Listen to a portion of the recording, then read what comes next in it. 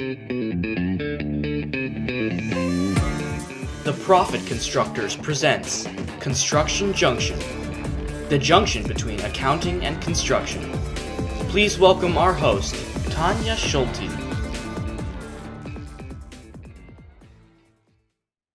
Hello, and welcome back to the next edition of the Construction Junction podcast. I am your host, Tanya Schulte, and it's great to be back. We took a little hiatus over the holidays, and I'm so glad to be back and discussing the Construction Junction, where construction and accounting meet with you guys again. If you've been listening for any length of time, you probably know that I'm also the founder of the Profit Constructors, where we do back office accounting, we do bookkeeping, we do management accounting, we offer CFO services, we do some workflow design, anything that can help your back office run a little smoother. That is our jam, specifically in the construction space. Here in the construction industry, one of the things that the industry itself has been talking about for a number of years, and recently it's really been heating up the conversation around this issue, is workforce development. What does that necessarily mean? Well, it means actually what it sounds like, but bringing in new folks to work in the construction industry. Who are those folks going to be? So in today's episode, we're kind of going to dive into with a couple of both an industry expert, someone who's looking into all these things somewhat from the similar angle that we are here at the Profit Constructors, right? Someone who's just collecting data, watching trends and analyzing those sorts of things. We're going to talk to an expert like that.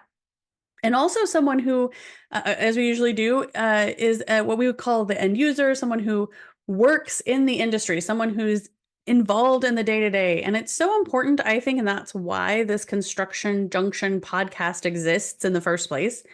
It's so important to really have both sides of that and to really have great advisors helping you.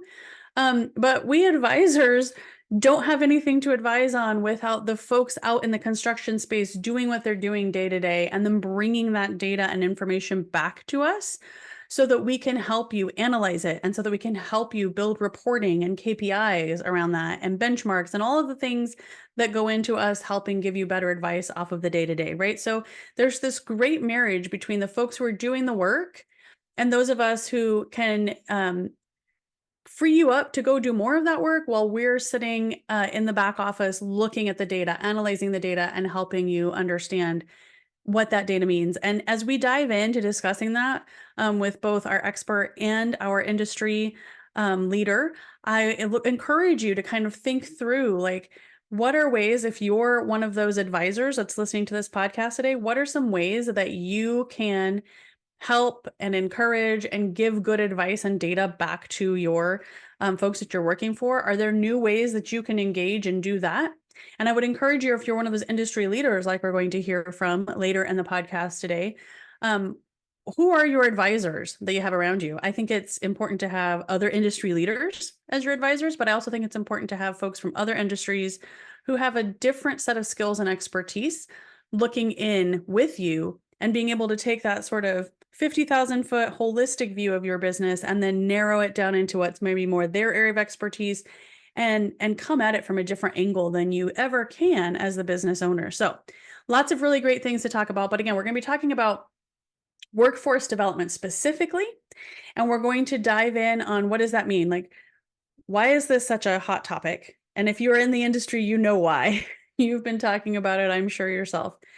And what are some ways that we can look at this maybe from some new angles? And the goal here today will be for you to have some great takeaways of things you can try, new ways you can look at this hot topic, and things you can actually actionably do in your business when we are done. So with that, we'll take a quick break and we'll be right back to talk with our expert.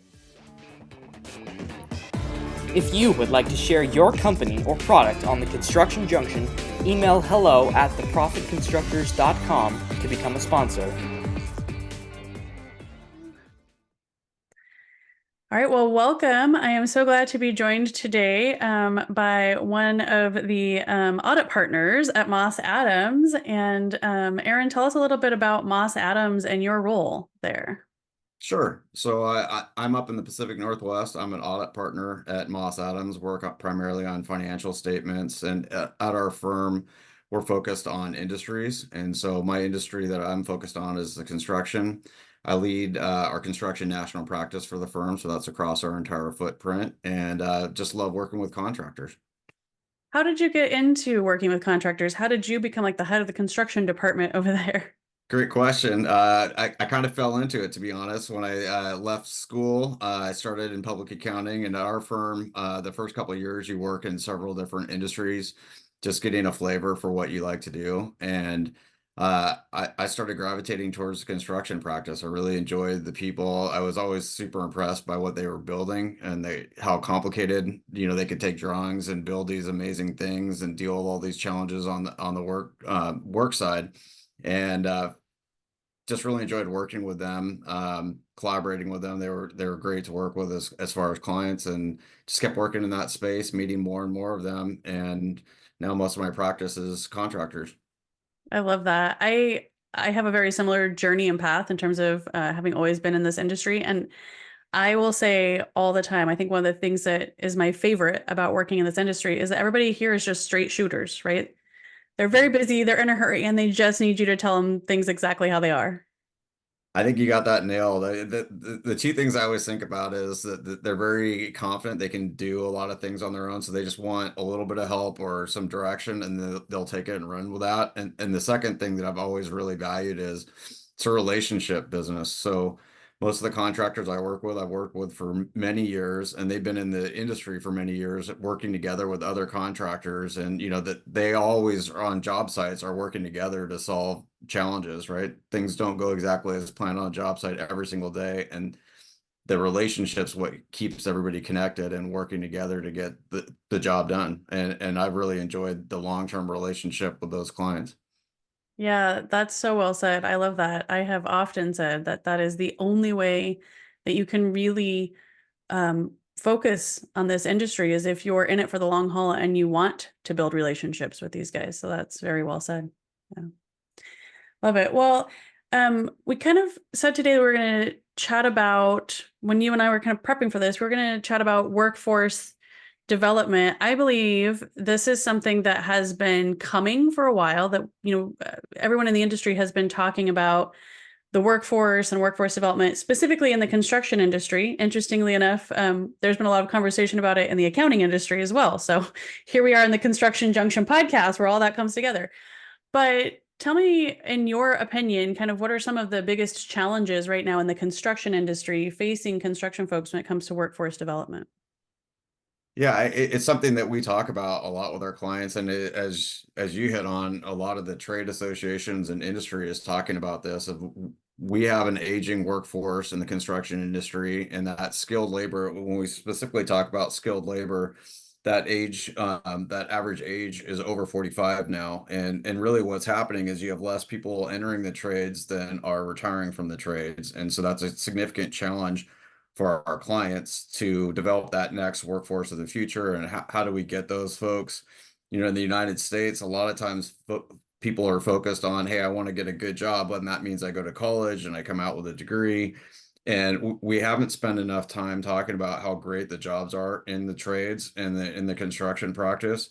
And so that's one of the biggest challenges. The follow-on challenge from that is when you have scarcity in the labor force, you have a bunch of competition there. So you could be a firm that's a great developer of people, and people are then your competitors are looking and saying, how do I get those people over to my organization? And so you see lots of different ways that contractors are trying to attract talent from each other, and then also get engaged in how do we develop new people coming into the trades.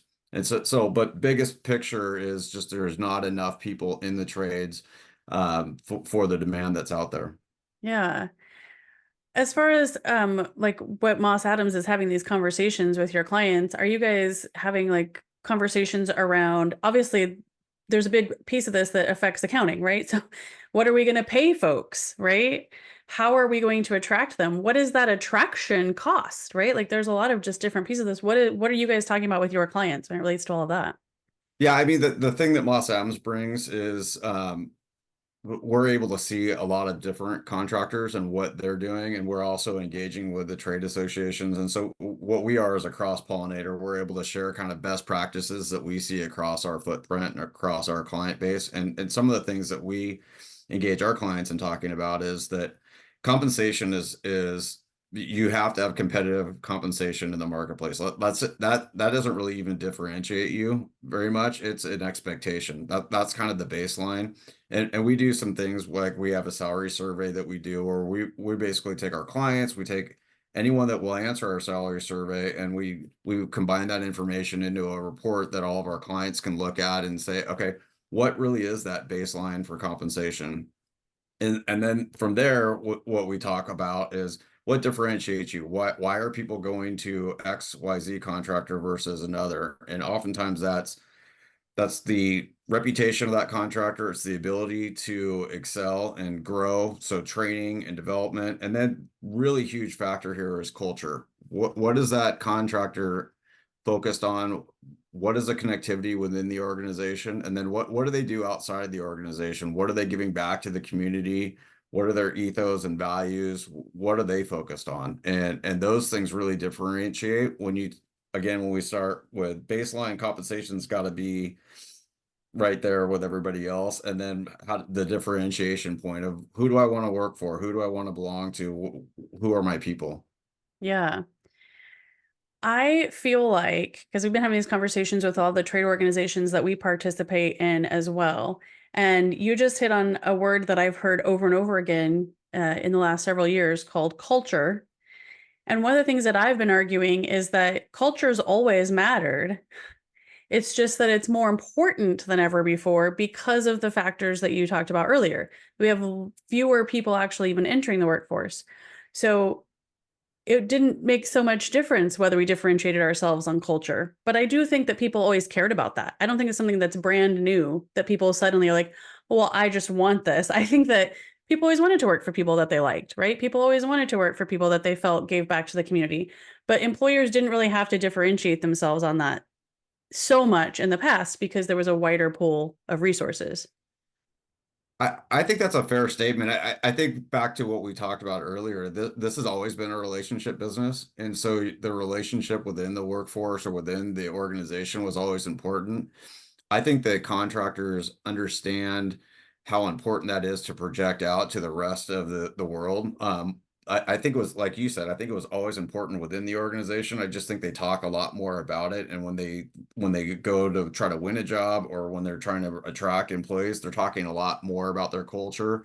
And they spent more time defining what that is, actually articulating it. You know, I always think about jobs that I would work on for our contractors. I could tell 5 minutes into being in the office what type of organization it was. Did people like each other? Did they collaborate?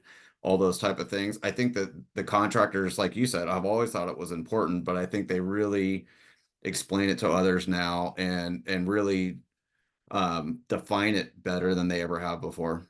Mm-hmm. Yeah, good point.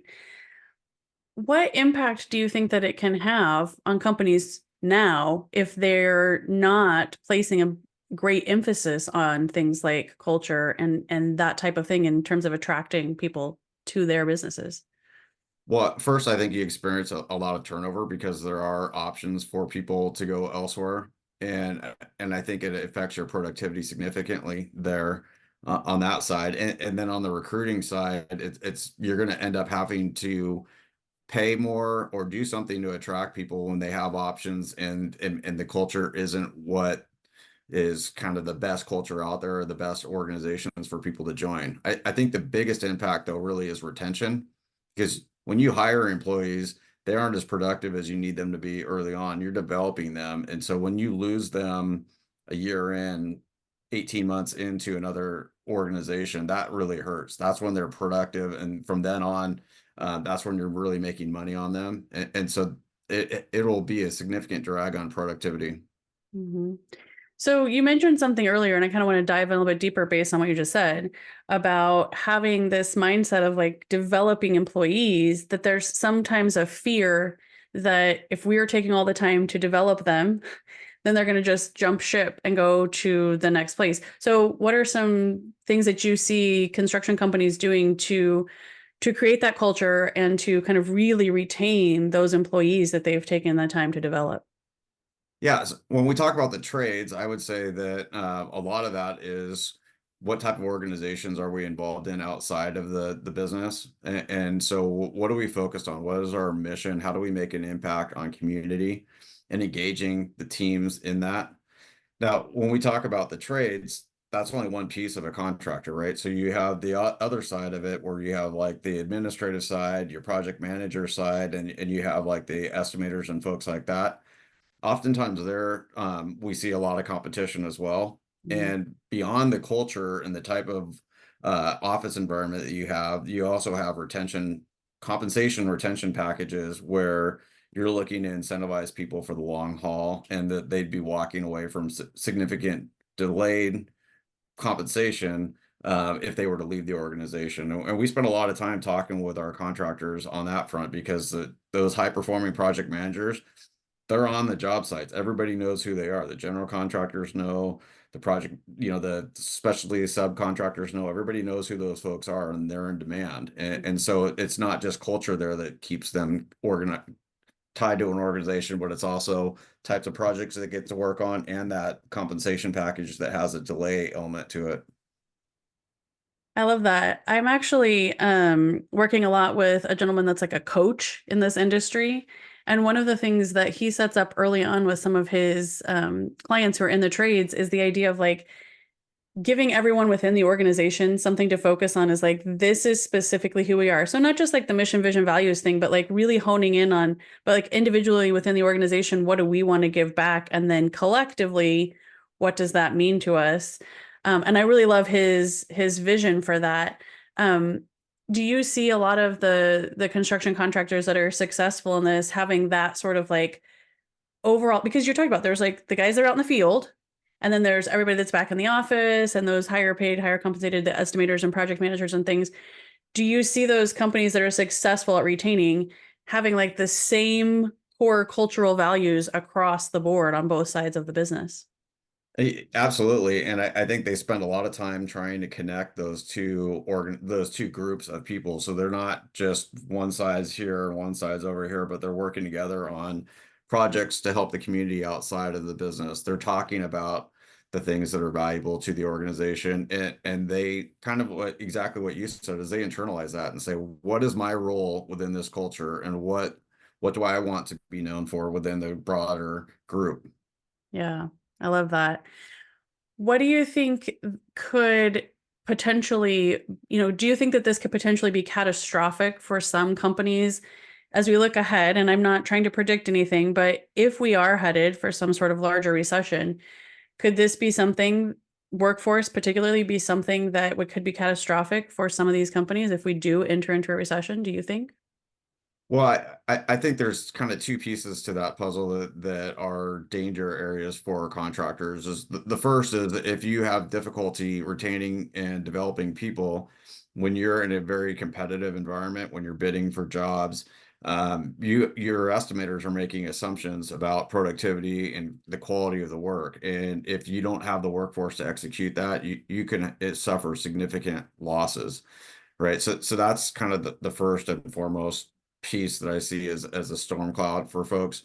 The other side of that is in a recessionary type environment, uh, labor becomes more available, but you start if you aren't able to win those jobs, you're going to lose people to other contractors that have those jobs, right? So you have that danger of the people that you have developed. If you can't keep them busy, you either incur losses to hold on to them till you can get that labor or that job back up, that volume back up, or you got to lose them to the marketplace. So I think two storm clouds there, and both of them kind of drive out of um, labor. Can we keep our labor, and do we have high performing labor?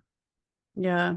So almost it could almost be like the perfect storm for a contractor in that situation.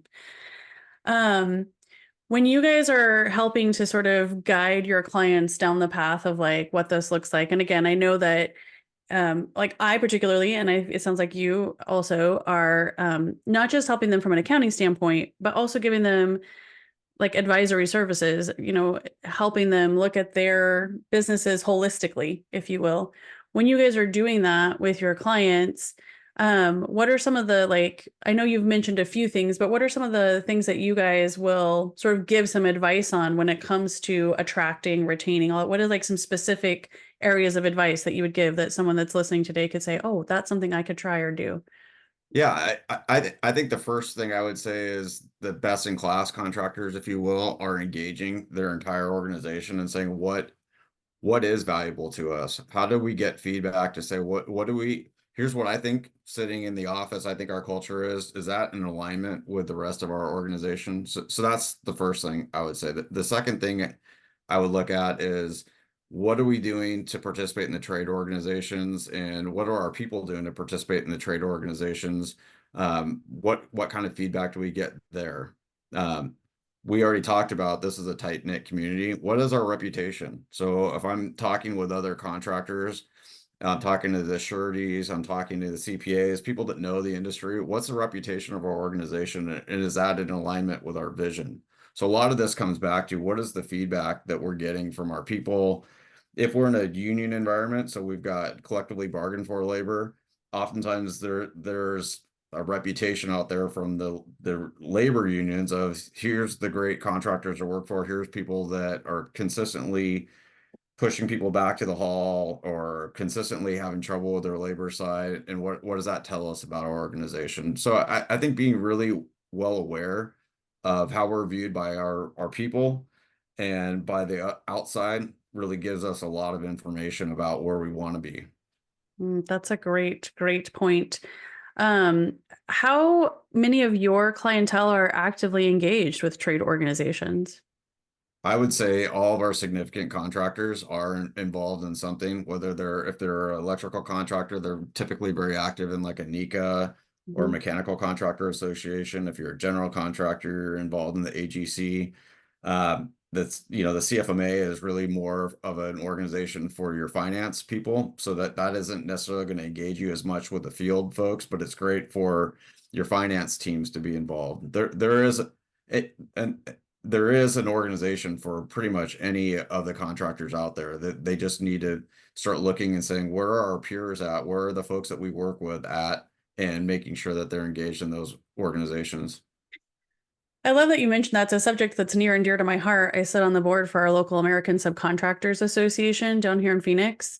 And I'm always fascinated by when I get the pushback, well, no, I don't want to engage in the trade organization because I feel like that's where the people are that are stealing my employees, which I always think is a really fascinating way to look at that. So I'm really glad that you're saying that you guys have a lot of clients that are participating in that. To that point, what other reasons would you encourage folks to get involved in those trade organizations for? Because I love the idea of that being a perfect place to have that sort of barometer of reputation, but I think there's a lot of other reasons to get involved as well. For sure. I mean, number one, I think those organizations do a great job of giving back to the communities. Oftentimes there's scholarships, there's different charitable events that they're participating in. There's also networking opportunities there. It's interesting that you said that comment about I don't want to be involved because my competitors are there. Most competitors and most organizations aren't spending time in places that they aren't getting value. And so Right. if your argument is I don't want to be there because my competitors are there, the question you should be asking is what are they getting that I'm not getting and how are they getting a leg up on me? I understand, and there I are love that. some contractors that would say like I don't want to have to play nice with all these people because I see them and then we have to be friendly at lunch and the next thing I know they're offering my top employees some kind of compensation package to steal them. I get that view of the world, but I think there's so much more to trade association than just interacting with your competitors that you could get out of it from an education, from a community, all those different aspects. Yeah, actually, the gentleman that was the president of our board up until last year, one of the things that he said is he actually was of that mindset for a number of years. And that when he joined, he found that he got so much added value from learning from his peers that he stopped thinking of them as competitors and started thinking of them as people that he could bounce ideas off of, that he could, learn from, all those types of things. So yeah, he just found so much value by being a part of that group. So I love that.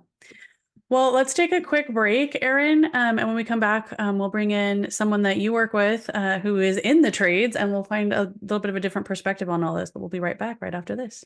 Hey, are you an accountant or bookkeeper in deep on the construction industry niche? Or maybe you're just thinking about throwing your hat in the ring. We here at Construction Junction also host a roundtable over at Roundtable Labs, just for construction types like you. This isn't a workshop or seminar. Instead, we dive deep into the issues faced in this niche and the firms that serve them. We tackle topics together by crowdsourcing our experiences and areas of expertise. We also support each other when things get tough. Think of it as a cross between a mastermind and support group for financial types that you didn't know you needed.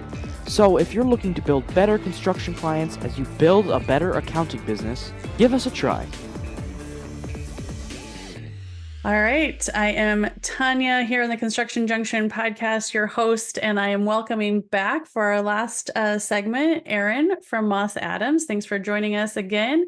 And we're going to bring into the conversation now Rob Scott, the founder of Scott Coatings. Rob, tell us a little bit about Scott Coatings and how it was founded and what you guys do. Yes, well, thanks for having me on. Yeah, Scott Coatings was founded 20 years ago. I was working for another contractor, paying my way through the University of Washington, doing a very similar thing that we do, just on a much smaller scale. And when I graduated, I wanted to do a lot of bigger projects, and they didn't. So our visions didn't align. And so I left to start Scott Coatings 20 years ago. And now we do work in 2 states, bidding in 4 states. And yeah, it's been a lot of fun, quite the journey over the last 20 years. Yeah, congratulations. That's a great a journey and a cool career path, something really cool. So we're talking about this workforce development thing. You've been doing this 20 years, Rob. First of all, what changes have you seen when it comes to the workforce over the last 20 years? Oh my gosh. We were just talking about this last week with our safety manager. When we started, I don't even think PPE was required on all job sites like it is. I mean, I think we wore hard hats on jobs that were like shell and core jobs, but not on interior tenant improvements. Maybe safety glasses for sub-general contractors. And it was just odd. Now it's required across the board on all job sites. And we have a safety manager full-time that mandates what we're going to wear. So that's been a huge change. The use of technology. We had paper everything, daily reports, EWAs, time cards. Now, I don't even think we use paper on any of our projects, regardless if the general contractor requires it or not. So that's been a huge shift.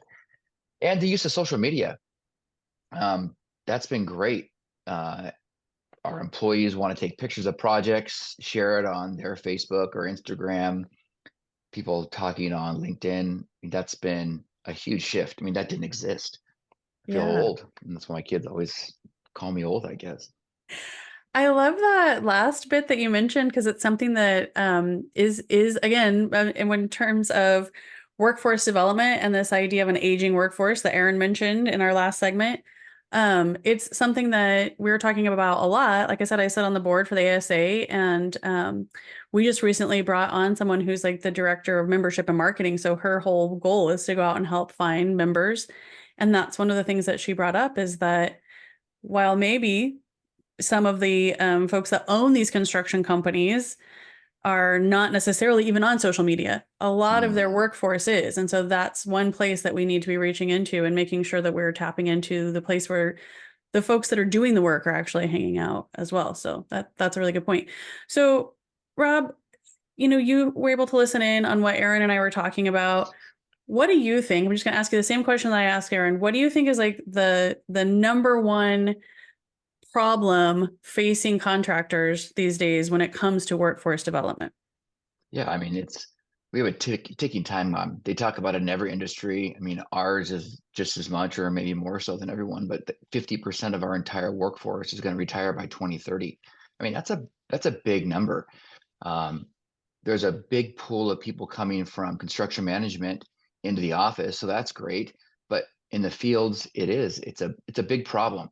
People aren't entering the trades as fast. So we have to figure out how to overcome that. And though challenging, I think it's something that is the fault of owners and people talking about how the best way to create a future is going to college. And I mean, I went to college myself and I paid my way through college in the trades, but I don't think that's the best way for everyone. I think we set people up for failure or unhappiness. I mean, more and more people, we just had our safety manager, her and her husband both went to Central Washington, got their degrees in safety, and went to work for a big general contractor. She works for us now, and he went back in the trades. He's like, I don't want to sit at a desk every day. And I know at least 10 people that have done that same thing. And so he paid his way through college and he has debt now. And now he went back in the trades when he could have avoided that debt. So, I mean, there's more and more posts on LinkedIn every day about the path of to $100,000 once you become a journeyman without any debt in the matter of, depends on, I guess, the trade, 2 to 5 years. I mean, that's a great income. And we Yeah. don't tell kids that graduating high school. And that's a shame because if they're good with their money, I mean, they can have a great pension fund. They can invest in a few rental properties and produce financial freedom for their family. So why Yes. not do that? I just don't think that's talked about enough. Yeah, I agree. It's something that at the ASA we talk about a lot. And one of the things that we've talked about is finding ways to actually reach out to parents, right? Because if we still have a group of parents who believe that the way that they're setting their children up for success is by getting them into college, we have to start there. We can't just try to grab the kids out of high school because if they're being told a different story by their parents, that's not going to help. We Mhm. have to be able to get this message out to parents. Rob, specifically, how are you guys addressing some workforce issues within Scott Coatings? Yeah, we post a ton on social media. So when we post on Facebook and Instagram, the primary purpose is to just engage people who may want to come to work for us. It's not to for like business development. It's to attract people about what the construction industry is like and what's it like working for us. So letting people know that it's cool. And I think that's undervalued and not communicated very frequently. So that's a big thing that we do. And then also, like as a union contractor, our people are required to wear a certain uniform and they're required to pay it for themselves. So once people come here, we give them shirts and we give them one pair of pants every quarter. And that may not seem like a big deal, but $45 times four times 100 some people, I mean, that can add up. But we want to let them know is we value you. Mhm. And I think a lot of the times work in any industry, whether construction, can be very transactional. And it's like you're a number, work really hard, and you should be grateful for a paycheck. And I love what Aaron said is getting a paycheck, a salary, that's the base level. Like no employer should be rewarded for making payroll on Friday. And trust me, I've been scared about payroll many times over 20 years, but I don't celebrate that I made it. Like that's the base duty that I have.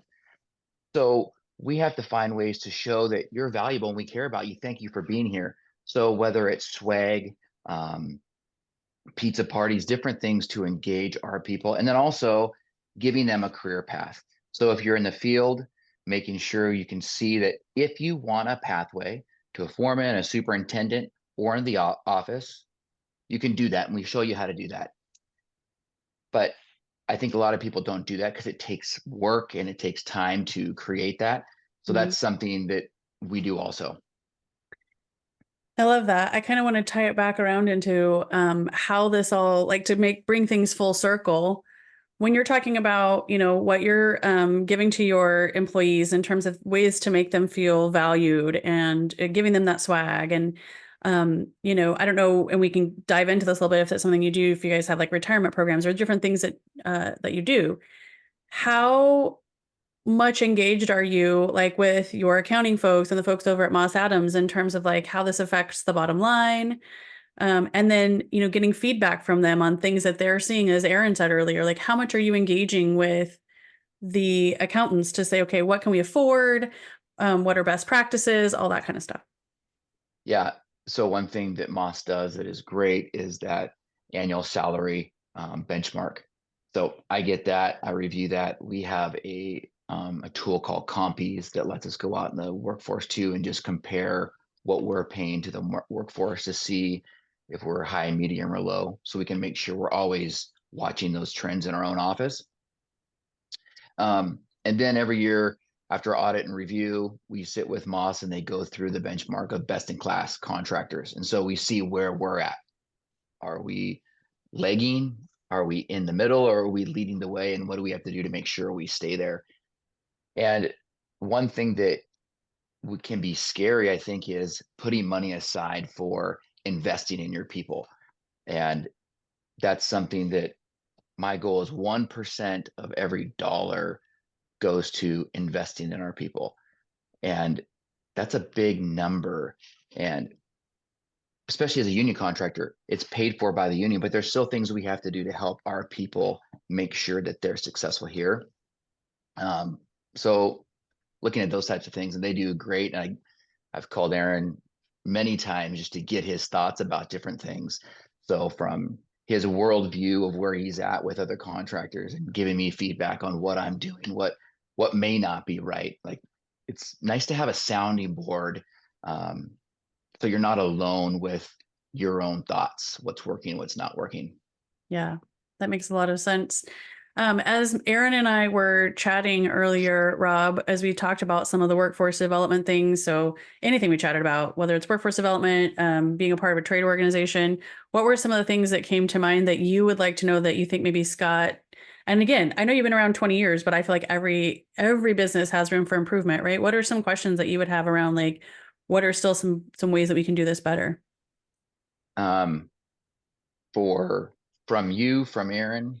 Yeah, either way, just mostly from Aaron. He's the expert here. I'm just here to facilitate the conversation.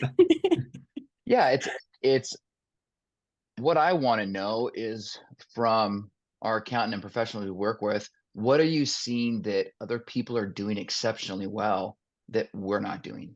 That is something that I want to know all the time. And to know, okay, maybe it's something that I can grow into, or maybe it's something I never thought of. Aaron, how do you answer those questions when they come in from clients? Like, where are you diving in to help them see what they are doing and where they can grow to? Well, I think Rob touched on it. One of the things we do is benchmarking. And so looking at just the benchmarking, but it goes well beyond that, right? And Rob touched on this. It's engaging with our clients throughout the year with no agenda meetings. A lot of times it's just, hey, what is going on in your business? What are some of the challenges that you're facing? Getting a flavor for what's going on in the business. Rob touched on this before, but from a promotion perspective, they have great swag. I mean, they're people wear their stuff out and about. I see them. For anyone who's only listening to this, while Rob was talking about that, Aaron was holding up one of his Scott Coatings hats. Oh, They absolutely have great stuff. And Rob touched on this too, that people are super proud about what they do, and celebrating really cool projects or really great design or delivery type things. Those are things that I can't emphasize enough of being proud of what you do and being proud of who you are is super important. And so when clients, I don't usually go into a client with an agenda and like a checklist of like, what are you doing for your workforce development? Do you have great swag? If so, why don't I have any of it, or any of that kind of stuff? It's more of, where didn't I get that hat? That's right. Or that sweet North Face coat. I need one of those. It really comes back to what are you seeing in your business, and what are the challenges that you're seeing day in, day out? And then oftentimes I can go and say, well, here's how I've seen other organizations address this issue.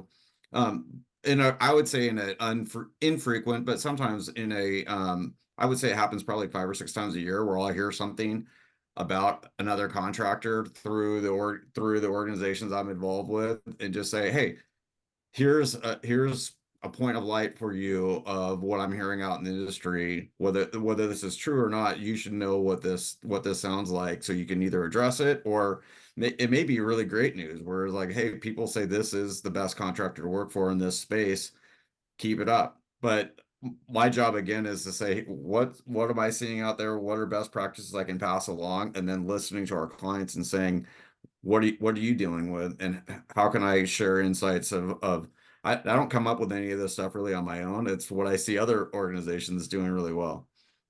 That's awesome. Things that you guys, oh, sorry, I think my microphone might be doing something weird. You guys hear me okay? All right. I think I've adjusted it now. Sorry about that. Rob, what are some things that you guys might be thinking about changing or something new that you guys may be thinking about implementing when it comes to workforce development to address some of the challenges that we've already talked about? Yeah, I think, let me get to that, but I think engaging in trade organizations, you and Aaron are going around that, and he said you both have heard a lot of people don't show up to those because, well, I don't want to be there because someone might steal my people.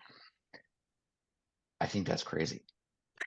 Because one, if you've worked in this like for a long time, you can build some really great friendships. I mean, it's like competitive sports. Sometimes you compete with someone and sometimes they end up on your team and sometimes people go to your team, but at the end of the day, it's sometimes you win, sometimes you lose. So why not get to know the people in your markets? Because then you get to know the people who aren't great and what aren't they doing that are great, because you can learn a lot from that. And you can learn the people who are really great and they can sharpen you. So I think you just want to be really aware of that, because like Asa is a really good one.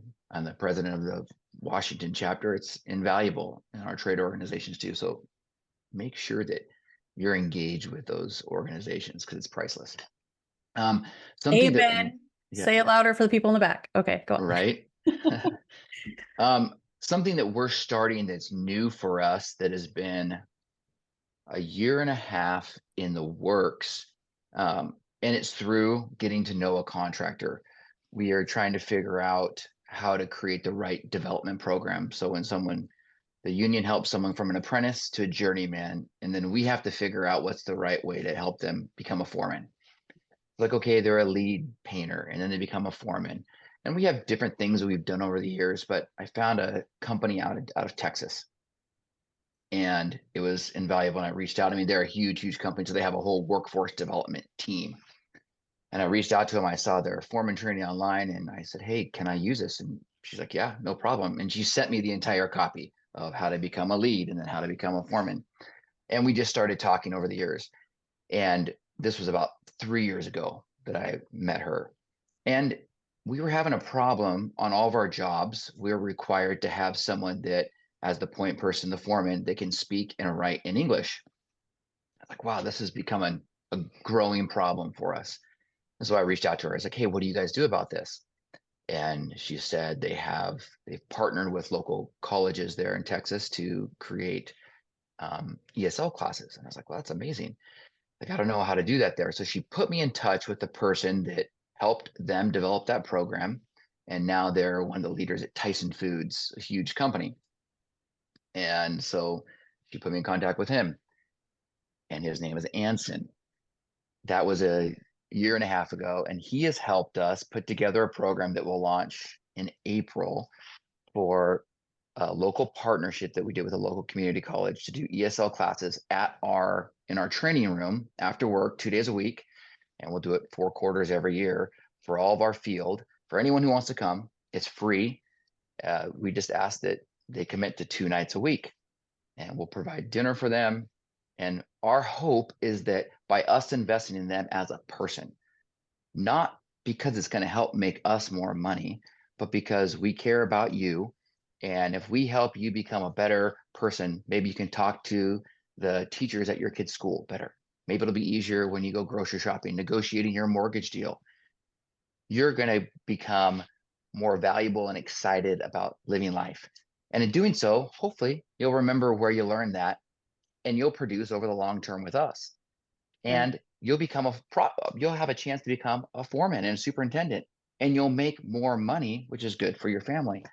So that's something that we've decided to do and been trying to figure it out. It's hard. I thought we had to do it on our own, but because of trade organizations, like, there's got to be someone that has an answer. And they did. I didn't know how to do it, and she connected me with someone that did. And so that's been something I'm really excited about. Now, I haven't done it, so it's like one of those things when you have a party at your house and you're invited a bunch of people and then you just hope everyone shows up. So we're getting ready to launch it in April. So knock on wood, it goes great, and it's something that we can continue for a long time. But I'm excited that watching this unfold over the last year and a half of hard work putting together behind the scenes.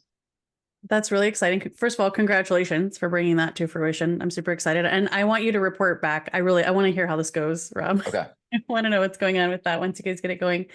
We have a gentleman who's the former president several years back of our local ASA chapter.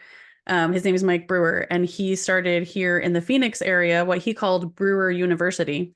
And he basically, instead of um, hiring guys and just trying to help them get developed out in the field, they brought the guys in, and don't quote me on this, but I think they brought them in for 9 months of just training in a training center, and bringing them up to speed on how to do plumbing, and then how to like fill out the paperwork that brewer companies wanted filled out, and how to interact when you're on the job site, just all the things that he wanted everybody that would come to work for him to know.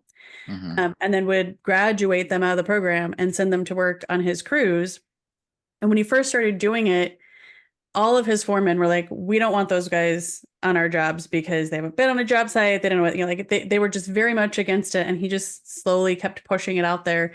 And it really became where his foreman started saying, as soon as those guys have graduated, I need a few more for my crew. Right. Like, so like it just really grew into something amazing for them, and was a catalyst for them growing their business beyond his wildest imagination. And it was all about just saying, you know what, I'm tired of the way that the workforce development old patterns have been going. We're going to have to come up with something entirely new and do something we've never done before. And they just tried it. That's awesome. And I think you mentioned something that is something people in the office, Aaron made a reference of not having to be office and field, and creating this bridge between the two.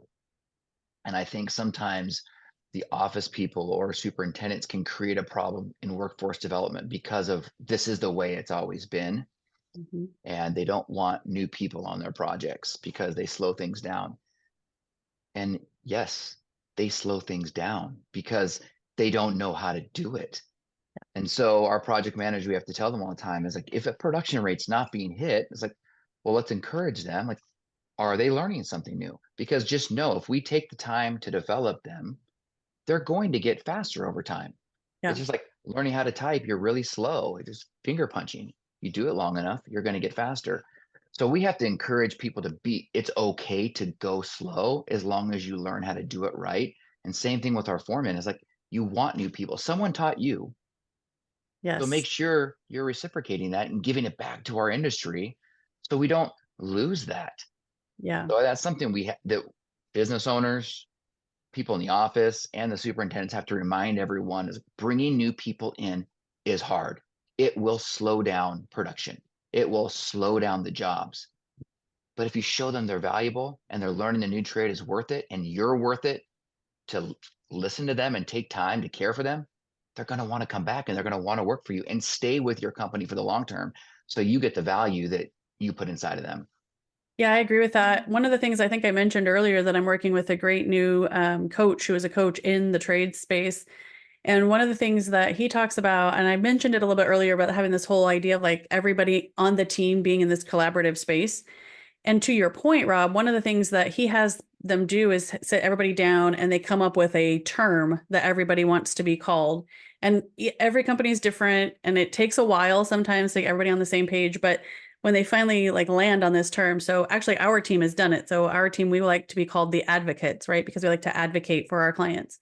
But some of his clients have come up with things like superhero, right? And so one of the things then that they're able to do collaboratively then as a team is when they're faced with a superintendent who's kind of getting a little bit grumpy about something like that, they'll say, well, you really look like a superhero out in the field if you're behaving this way towards the new guy, right? Like if you're truly the superhero, superheroes help the underdog come up, right? So like just having this word that they've sort of collaborated on to come up with for themselves about how they want to be viewed just helps the whole team to come around to that idea, right? And just say, hey, you know what? We're all going to be the superhero today and help the new guy learn something new that he's never learned before. So I love that kind of thing.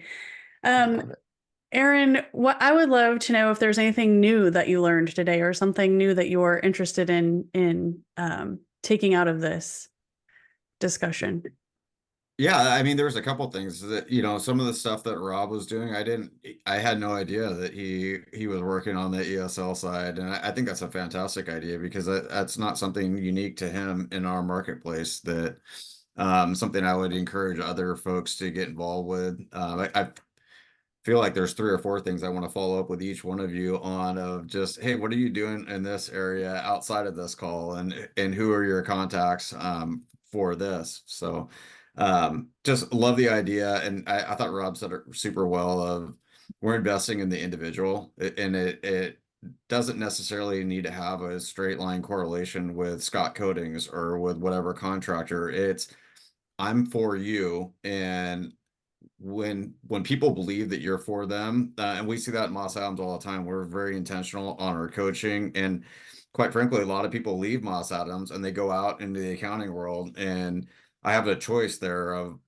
if I invest and do a great job for them, there are oftentimes clients that come back on the backside. And what Rob said is so true, that if he invests in people, their loyalty and their willingness to go the extra mile for Scott Coatings, or even if they're somewhere else out in the business world, they'll always be loyal to the organization because you're loyal to them. That is super impactful. I love that. Rob, what about you? Something new that you learned today in our discussion? Just a reminder of how important conversations like this are. Sometimes we can get so busy in work every day that we have to get our tasks done so we can be home and be with our family and loved ones. But that taking time like this isn't something that is going to slow us down. It's actually something that's going to propel us forward. And to the degree that you invest in something, is the degree that you're going to get back. But it's hard to remember that when you're in the middle of just go, go, go. So yeah. These conversations are invaluable. So thank you. I love it. Yeah. Thank you guys both for joining us today. I really appreciate the discussion. You're welcome. Thanks for having us on. Thanks. Yeah. Guys. Thanks for the collaboration. That was a lot of fun. Thank you for tuning in to Construction Junction. To find out more about the junction between accounting and construction, please email hello@theprofitconstructors.com.